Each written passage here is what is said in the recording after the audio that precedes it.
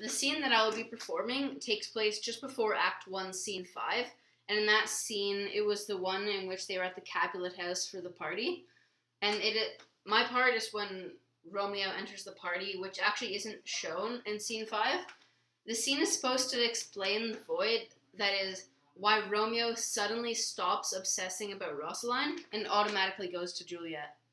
In the scene, they are just entering the halls of the Capulet house and are having a conversation. Romeo then spots Rosaline kissing with another man, which shows that she lied, and that makes Romeo very temperamental, sad, and on the rebound, which is where Juliet comes in.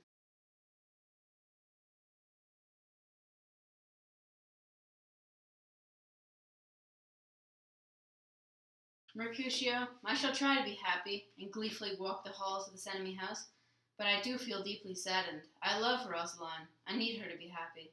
You'll forget about her. You'll forget her once you see all this beautiful flesh right over there. Oh, hey.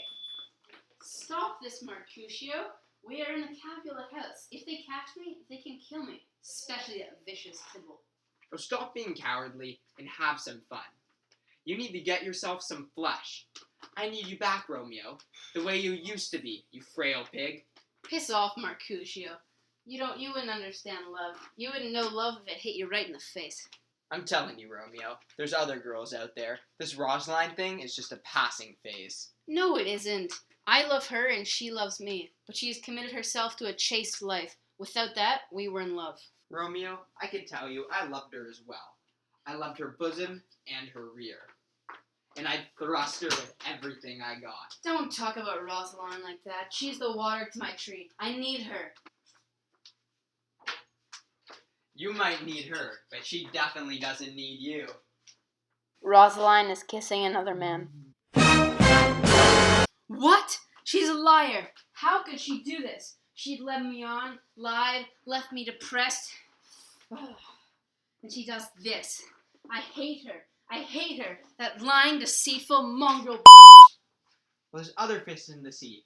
Hotter, better looking. There's better women out there. Oh yeah, there are definitely others. I've spotted 1,000 ladies already better than her. She wasn't good anyways. Well, I knew you'd come around, Romeo. Let's go. So, Romeo, have you seen Rosaline yet? Maybe you could try and persuade her to not commit to a life without marriage. Who? I forgot that name.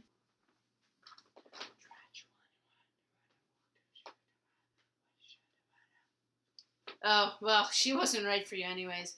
Plenty of other beautiful women out there for you. I need to find a girl.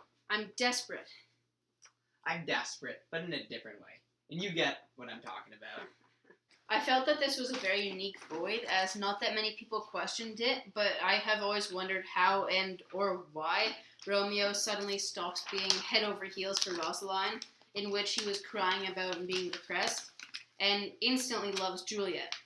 I think my scene addresses the void in a unique way, with Romeo being Romeo, sad, lonely, and poetic, while Mercutio is being inappropriate and telling Romeo to stop being so depressed. As well, my scene explains how later in the book, when Friar Lawrence asks Romeo, "Wast thou with Rosaline?" on Act 2, Scene 3, line 45, and Romeo responds with, "No, I forgot that name." Act 2, Scene 3, line 46.